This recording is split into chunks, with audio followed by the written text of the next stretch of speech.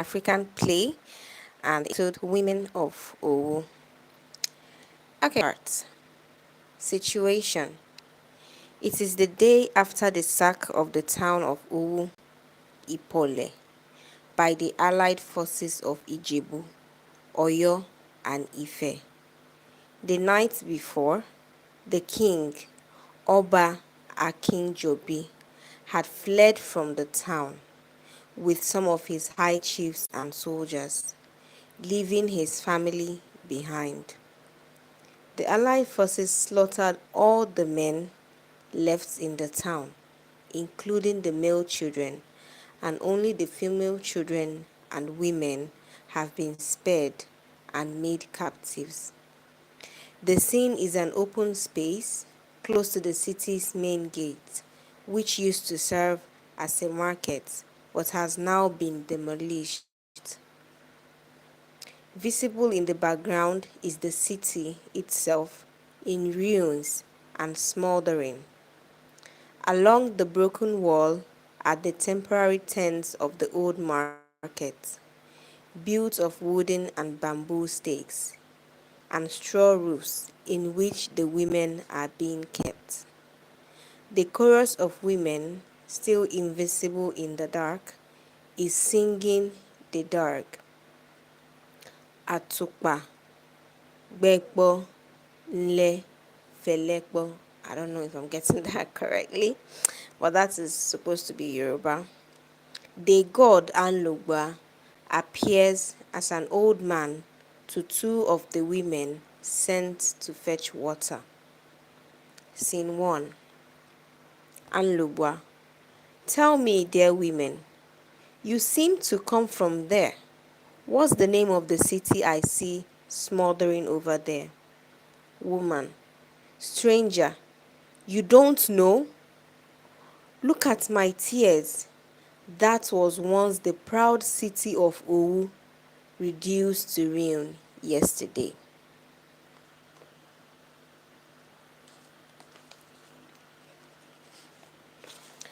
Anlubwa. Ah, just as I feared. Woman. Those soldiers you see reveling in the camp over there, he points, dancing and drinking to their victory. And may Anlubwa choke them with it. They were the ones who came yesterday and scattered our lives into potsherds. Anlubwa. Yesterday. Woman. Yesterday, old man. For 7 years we had held them off. These invaders from Ijebu and Ife, together with mercenaries from Oyo, fleeing south from the Fulani forces. They said our Oba was a despot, that they came to free us from this cruel yoke. So for 7 years, they camped outside our walls, but were unable to enter until yesterday, when a terrible fire engulfed the city and forced us to open our gates. That was how they finally gained entry and swooped on us. And Lua, I don't understand. You said all this happened only yesterday? Woman. Yes, and I'd advise you hurry away as fast as you can. Old man. For if they catch you, your life won't be worth a beetle.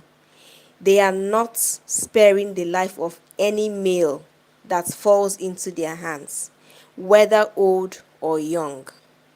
Yesterday, on the orders of their leader, who is this?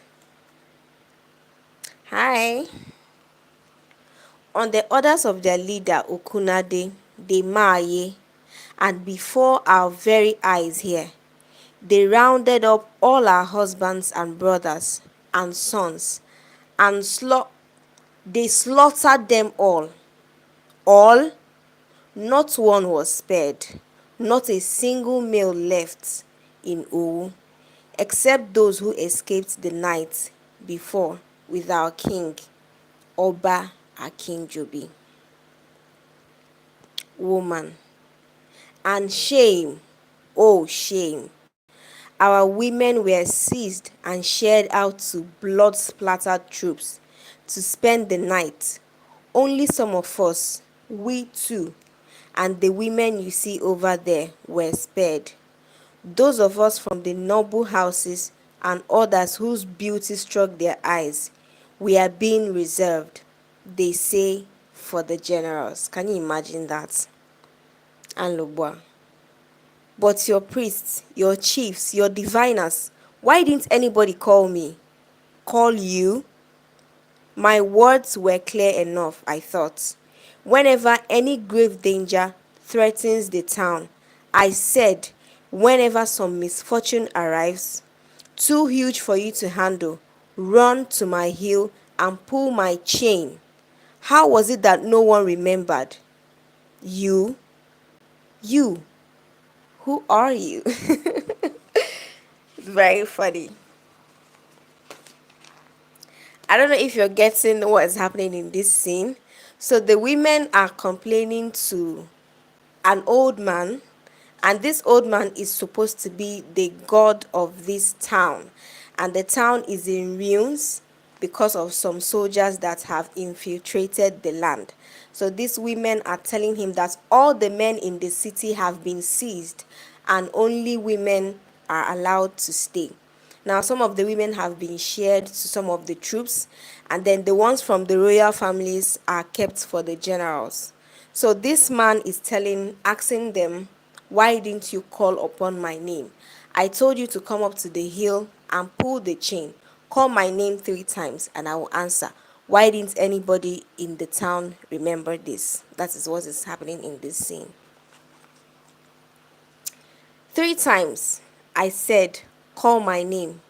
3 times and I shall back up. Sword in hand to defend you. Sword?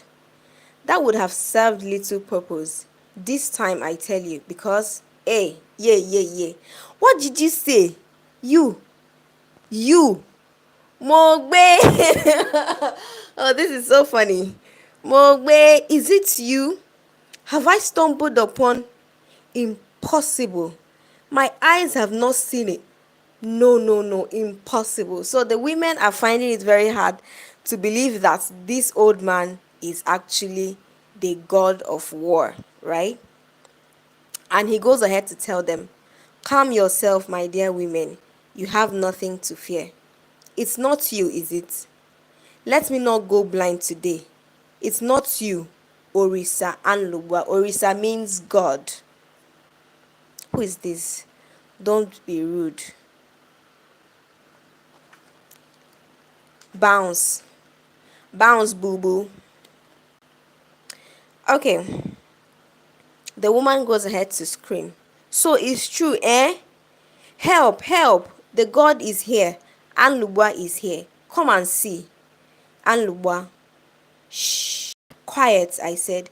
Calm yourself. I don't want to be announced. Not yet. You hear? Yes. So go on. Tell me all that's happened here. And the women start narrating everything all over again. Listen. This is Anlubwa speaking now. Listen. This city was very dear to me. I was there when your grandparents built up the little old village of my father into a fortress and called it Owu, O-W-U, Owu. I, Anlubwa, great son of Oduduwa, progenitor of the Yoruba race, together with my great uncles, Obatala, the god of creativity, Orumila, the god of wisdom, and Ogun, the god of metallic ore. We came down from our house in heaven and lent our silent energies to the labor of workmen, unseen of course. Then Esu bore our wishes up to Edumare, the Almighty Father, and slowly the bricks and the stones and the clay grew into a city enclosed within 2 walls, and a moat around it like a girdle. Owu, the safest place in the entire Yoruba land. But now I return to see the unimaginable. a city reduced to rubble. How did this happen? The woman goes ahead to say, ancestral father, the armies of Ijebu, Oyo, and Ife, who call themselves the Allied Forces under the command of that demon, Maye Okunade, caused this havoc. So we now know who caused the whole havoc. It's Maye Okunade. We're going to find out who he really is. The god goes ahead to say, Okunade, not the man I knew. Okunade, the one endowed by Obatala. Hi, Kenzie. Thank you. The one endowed by Obatala with the gift of creativity to shape wood and stone into new forms. The fabled artist who also dreamed those arresting patterns on virgin clothes. The woman confirms, the very one. But when his favorite wife, Iyuloye, was captured and brought here and given as wife to one of our princes, Okunade became bitter. Okay, I get it now. So, this whole fight and ruining the city of Owu is all because the wife of Okunade was taken from him and brought to Owu. She was given to the prince of Owu as a wife. She was already married, so why give her as a wife to another man? So Okunade is angry, and he brought his allied forces and everyone that he knew, descending down to Owu, and he's causing this whole fight. So, are we going to blame Okunade, or are we going to blame these other people? I mean, why take his wife and give to another man? Please. And you expect him not to fight? He's going to fight now. So that is where the whole problem is coming from. Okay. And giving as wife to one of our princes, Okunade became bitter and swore to get her back. Shamed and disgraced, he abandoned his tools and took to arms. And so fierce was his passion for killing that he rose rapidly through the ranks and soon became the Maye, an artist. He's a butcher now. So he's a killer now, and this is all because of his wife. He wants his wife back, and he's going to kill anybody and whoever it is to get his baby back. Oh, this is funny. The funny thing is that most wars in the world usually start because of women. No. If you look at it very well and check the history of some fights that start, it's usually because of women. Oh God, why? Why is it like that? It's usually the root of most fights is either it's because of land, or because of money, or because of women. These three things cause a lot of fights. Let's go ahead.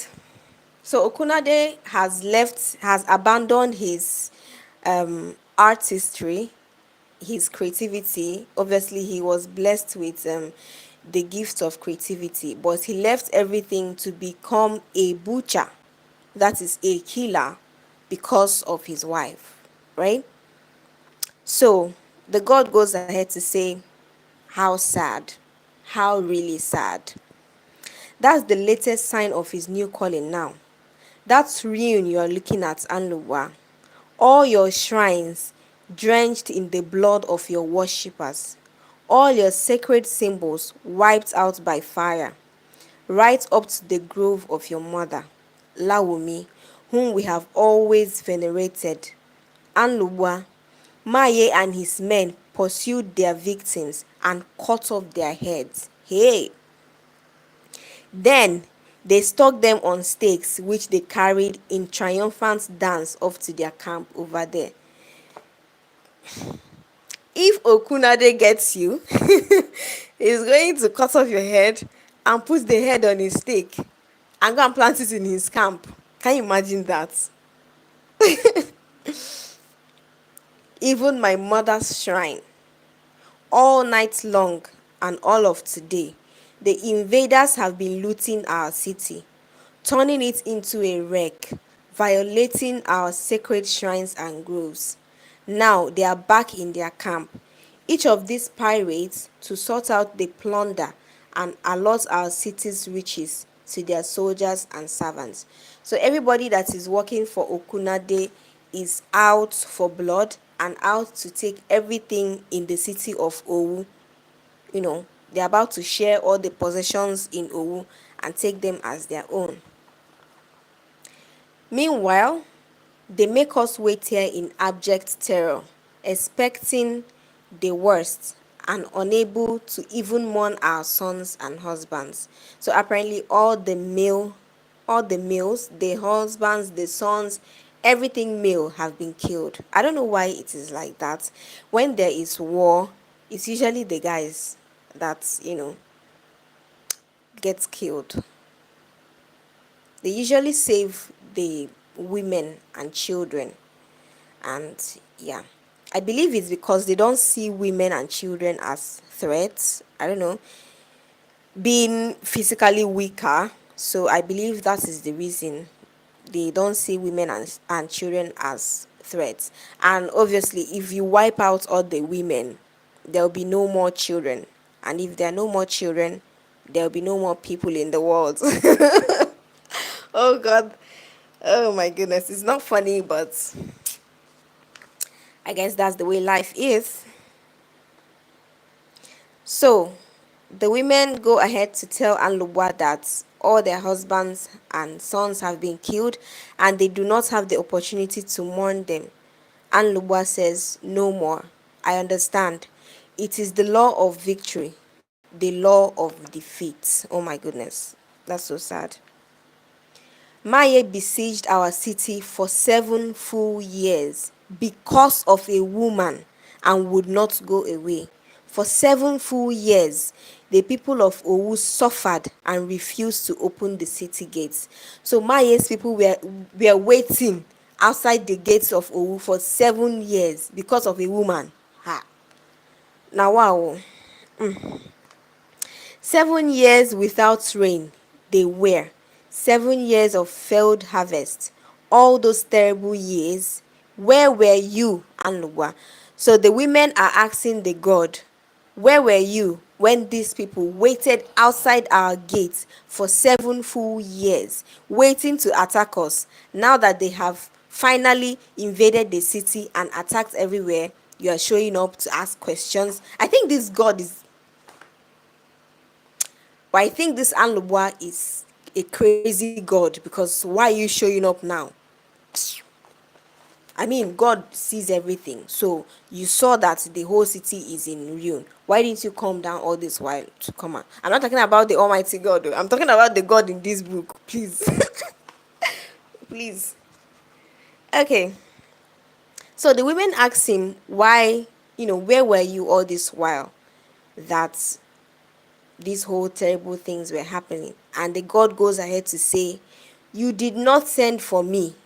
You know the oath I made forbade me to return here unless you sent for me." Oh, okay, I get it. So the God is trying to tell them that if they don't call him, he's not going to answer, right? No matter what is happening, he made an oath that if the people do not call him, there will be no need for him to show up. So he did not answer all this while because nobody called upon him. When you are in danger, call upon the Lord. Does that mean that come on, come on? Okay, so the woman goes ahead to say, after 3 years, the city began to starve of food and fruits, and the streets stank of disease and death, but we never ceased to worship you or pour libation at your shrine. Where were you? These people continue to worship you. So why didn't you answer them when the invaders came to their city? I don't understand this God, though. Like, what kind of God is that? They were worshiping you, and you saw that people were dying in the city. You didn't answer. You're telling them that you would have come if somebody called for you. I mean, they were worshiping you, going to your shrine to give you sacrifices. Now, wow. So the God goes ahead to say, when I was leaving the world, when I dipped my sorry, when I was leaving the world, when I dipped my sword into the earth and became a mountain, I left an iron chain for you, and I said, pull it whenever you need me. Oh, they did not pull the chain. Sorry. I'm sorry for you. It's your fault now. So the God had told them to pull the chain whenever they needed him. I guess nobody did that. So that's why he did not answer. The woman says, how we needed you all the time, such as we had never known before. The Allied forces came with weapons they called guns. Guns and lubwa, deadly sticks which explode and turn a whole battalion into corpses. Rags upon rags of bleeding flesh. Oh my goodness. Oof, okay.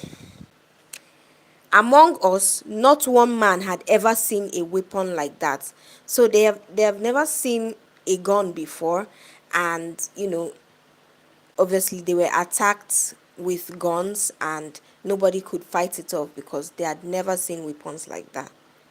But the Ijebu troop brought them in abundance. They got them, we learnt, from their trade with the white man on the coast. So these people attacking the city of Owu had gotten their guns from the white men on the coast. I get it. Okay. Against these terrifying guns and lubwa, you people had only blades and incantations. Where were you? The question to this God is still, where were you when all these things were happening? All right. So they had brought guns to a knife fight, and these other people could not do anything about it. The God goes ahead to say, well, it's all over now. The allies have got what they wanted. I've come too late. Too late to help us, but not too late to witness our final rout. Not too late to relish this massacre they call a war. Nowadays, when the strong fight the weak, it is called a liberation war, to free the weak from oppression. Nowadays, in the new world order, it is suicide to be weak. Oh my God. It is very sad, my dear women. But still, with all your tears, I and Lubwa, I am the real loser here. Gods do not cry. But that, who is this? Bounce. Who is commenting this bullshit? Who is this? You guys should not even make me, don't angry me.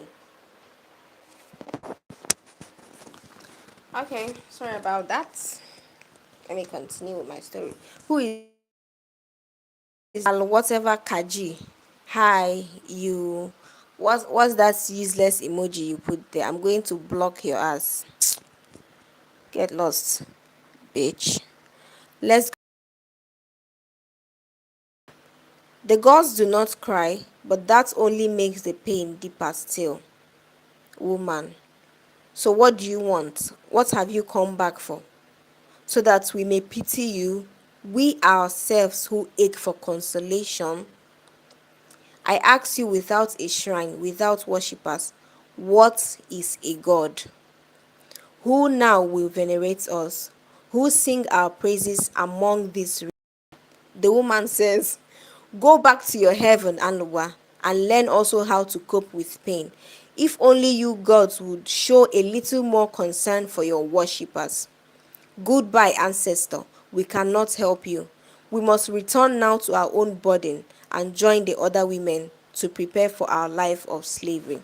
So the God is being all trying to be pitiful or be sorrowful, whatever, and the women are telling him, just go back to heaven. Since all these things were happening, the whole war was going on, you never showed up, and now do you want our sympathy? We also need sympathy, so just go back to heaven and cope with it, since you gods do not have concern for human life. Yeah. The god goes ahead to say, I confess I am broken. Farewell, my lost city. Farewell, my dear women whose arguments shame me. But I promise this will not be the final word in the dirge. He goes. Lights expand and pick up Erelu. Okay, so the man decided lame as God right there. He's lame. That person commenting that thing is like, your head is not correct. Silly. Okay, we're done with scene 1. Oh my goodness. This is scene 2.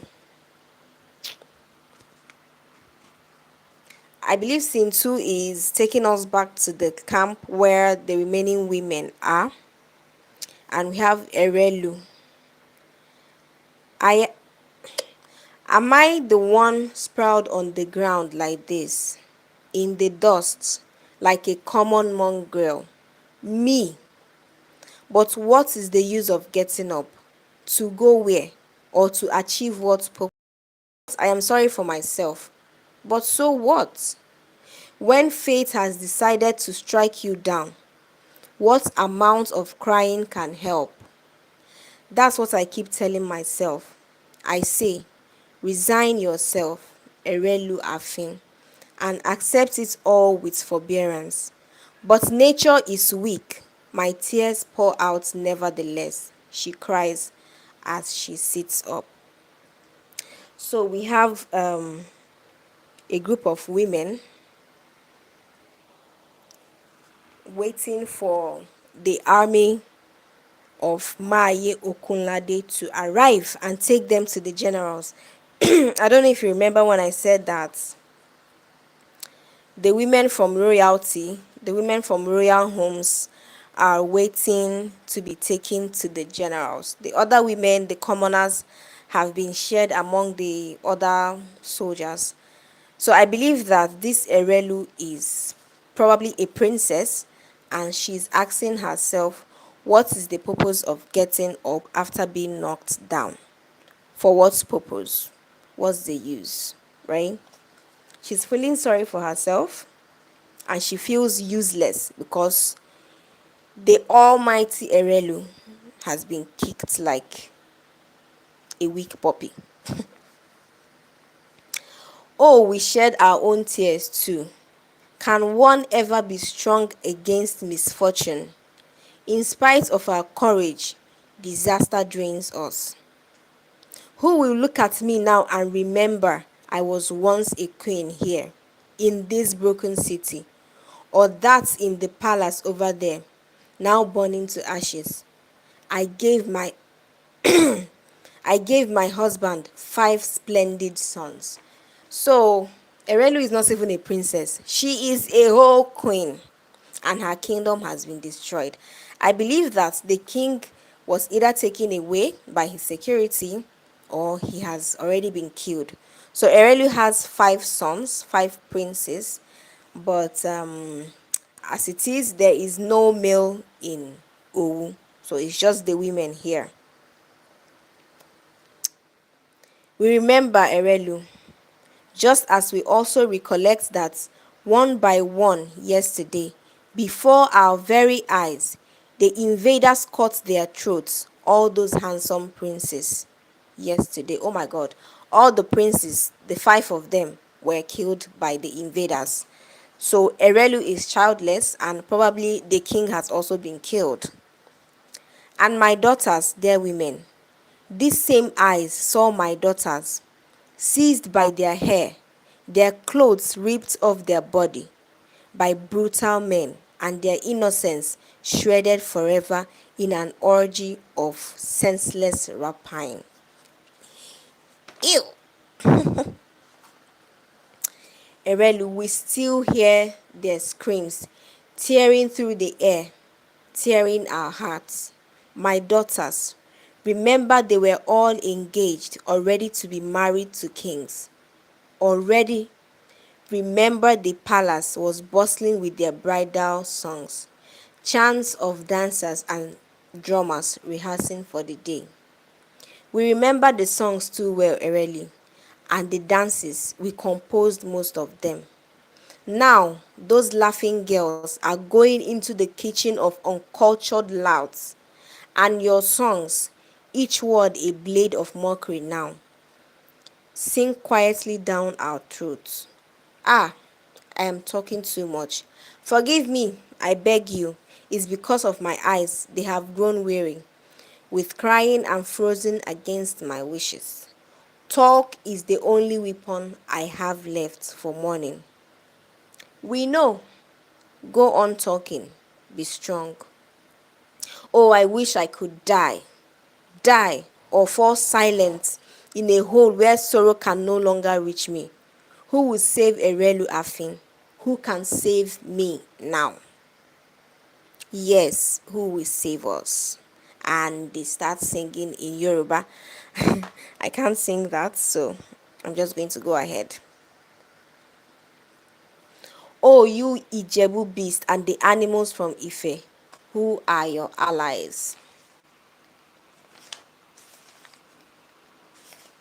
Oh my god, this scene is quite long, and it's just a conversation between all the women that are waiting for their fate. I think I'll just do this scene and then I'll continue the book tomorrow, or you can get a copy of the book and read on your own. It's not a book. Yeah, it's a book, but it's a play. Okay, it's a play. It's a Yoruba play, and I think it was acted on stage already. I'm not sure if there's a movie made in respect to this, but I know that there is a live play that was done with this book. And funny enough, I read this book back in school. I think that was in 2013, 2012, 2012, 2013. That was the first time I read this play.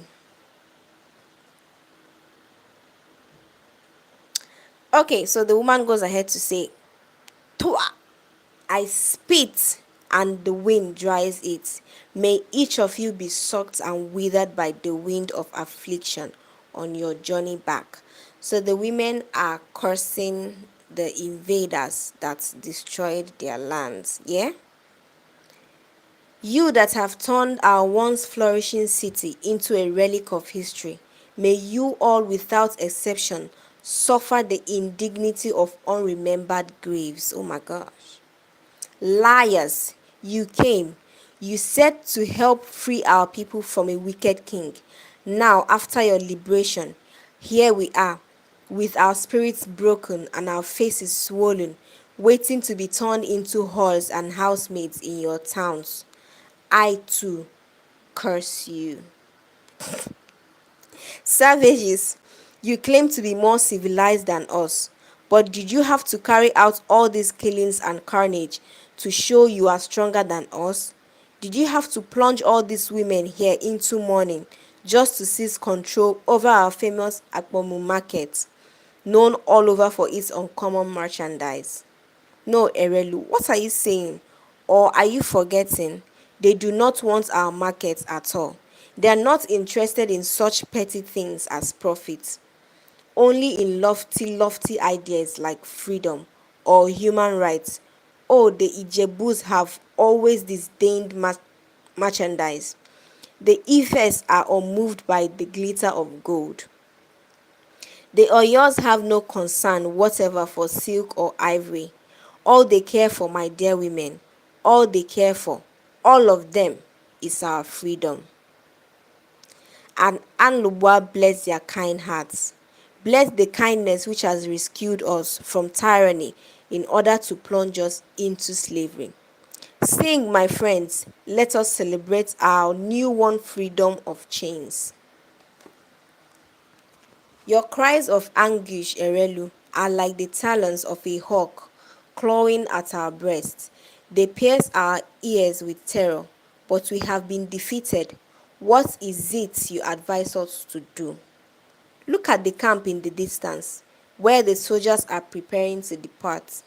Yes, we can see them loading their horses, pulling down their tents, pulling out the smoldering logs, extinguishing fires. So the soldiers are planning to leave, and these women are just cursing them and saying that they know that the soldiers are not interested in taking gold or silver or any of their riches. They just want to take their freedom. These people are not interested in profit or their markets or whatever they have. They are interested in the freedom of these people. I'm not sure if you remember, but the whole fight, the whole thing happening in this story is all because of Okunlade's wife. Okunlade's wife was taken to the prince of Owu. How can you take a married woman to marry another man? So they took Okunlade's wife to marry the prince of Owu, and he was not having it. He stopped his artistry and learned how to use the sword and became a butcher. That's very funny. He became a butcher, that is, and he's all out to get back his wife. And he's going to destroy any and everybody to get back his wife. So I don't think he's at fault, oh, because why would you take his wife in the first place? All of you who have lost your husband and your innocence, come out. Cast off your despair, I say, and with a song of defiance, dare to look at the burning wreck and salute our fallen men. No, no what? We saw him, but it's not salvation yet. No? What do you mean? Anlubwa came, but he has returned to heaven. We are on our own. Liar, impossible. It's true. He's gone. He told us himself of his helplessness. Then it's not him you saw. He cannot abandon us like that. Not him, not our ancestral father. He has. He left in defeat. We are on our own. So the two women that had seen the god earlier are telling the other women that they actually saw the god, and the god himself was not even there to help them.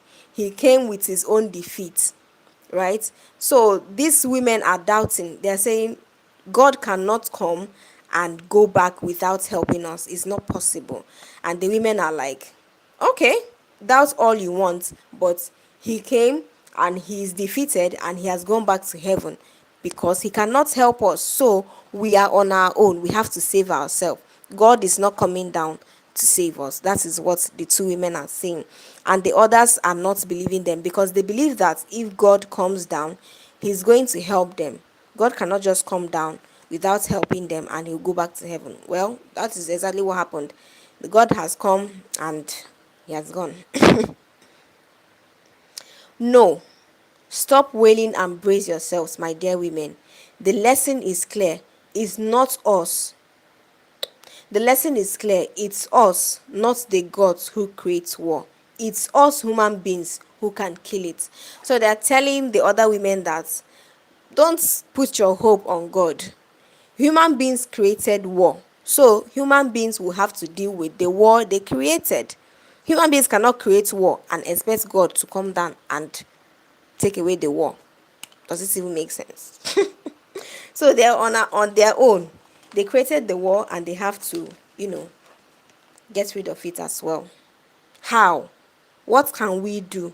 What power do we have over these bloodthirsty men? Raise your dirges again without trembling. Even if for the last time, women, it's much better than our needless questions. Start the song. For those who survive, there's always another day. They begin their song. You wretches in there, cowering in despair, like all of us, come out, I said, and see for yourselves. While our conquerors prepared the first phase of enslavement, our brave gods run to hide in their heaven. Come out now and join us, all of you. So the women outside are trying to encourage the other ones that are hiding in their shame and agony to come out, right? So they can fight the final battle. Since God is not coming to help them, they have to do it themselves. So she's telling them to come out and join them. No, my dear women, I beg you, not all. At least let my poor Orishaye continue to remain inside, out of sight for now. These events, as you know, have made her even more delirious than she was, and her state of incoherence would only worsen to see her mother like this.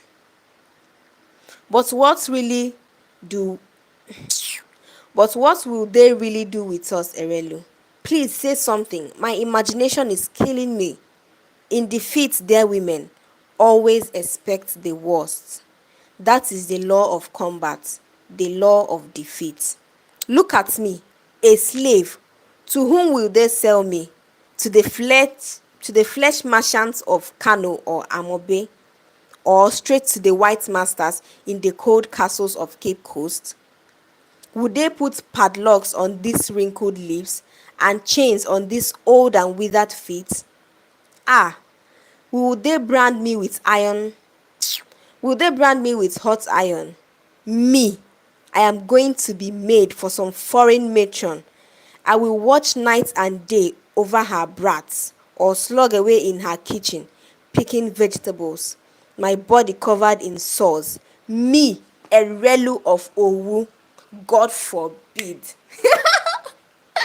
Okay, so the queen is talking to herself. She's like, what are these men going to do with me? Are they going to sell me off to a white man and I'll start serving her, picking vegetables in her kitchen and taking care of her children? A whole me, the queen of Owu. How dare they? Well, that is your fate.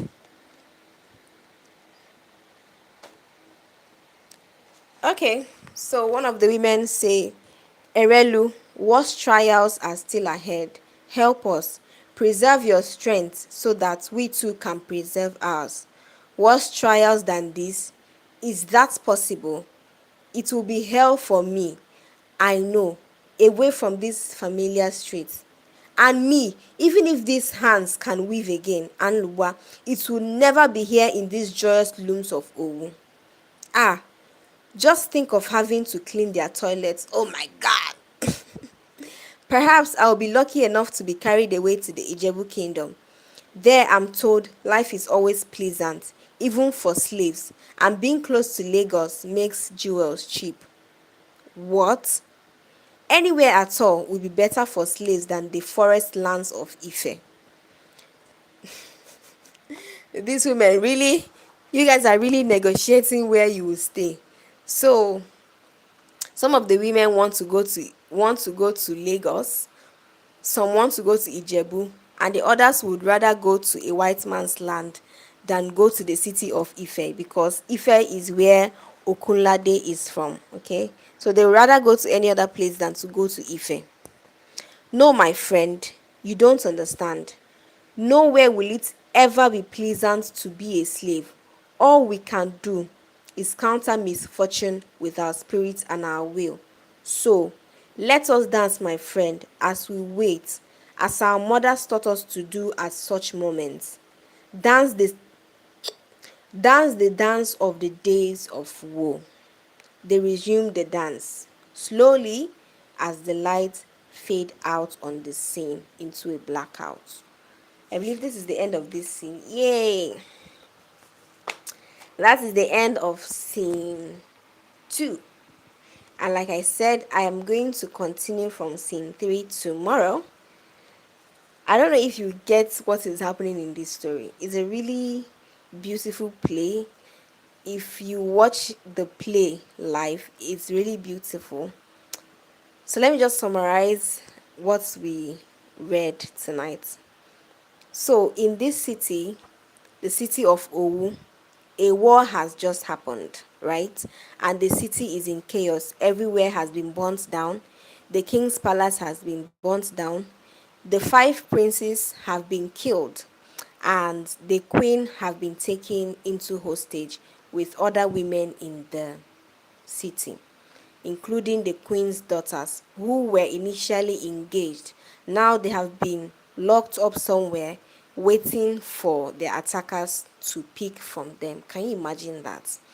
And probably they will be sold as slaves to the white men. Yeah. So what happened in this story was that a man named Okunlade, blessed by Obatala, the god of creativity, he is very talented in crafting wood and metal ore. So his wife was taken to the city of Owu, right?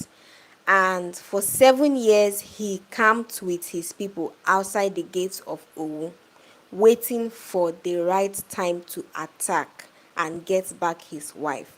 So these people gathered their gates for 7 whole years without leaving the city.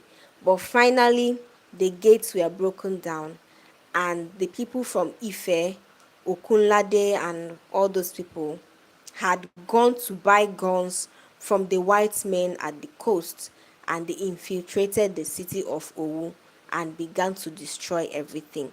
So they killed all the husbands and the sons, all the males in Owu, and took some of the women, and the women from the royal families were kept separately to be taken by the men of higher rank and then probably sold to different parts of the world. That is what happened in scene 1 and 2. And we also discovered that the god that they worshipped in Owu had asked them to pull a chain whenever they needed him. But they did not pull that chain because they believed that he was seeing everything and he would come down to save them.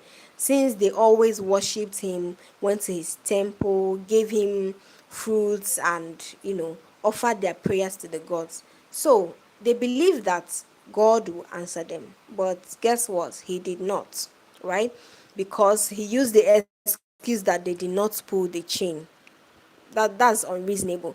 So this god comes down in the form of an old man, appears to two women and tells them and asks them what happened in this city.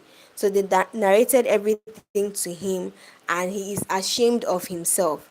So they asked him, if you are truly the god of Owu, why didn't you come down when the whole war was happening in our city? Why didn't you answer us? Why didn't you help us? He's like, oh, because you didn't pull the dumb ass chain that I kept. And they're like, that is not possible. We always worship you, we always sacrifice to you. So why didn't you help us?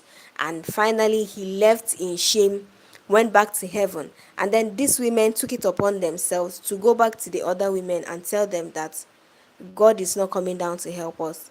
We have to do something. We need to help ourselves. Yeah.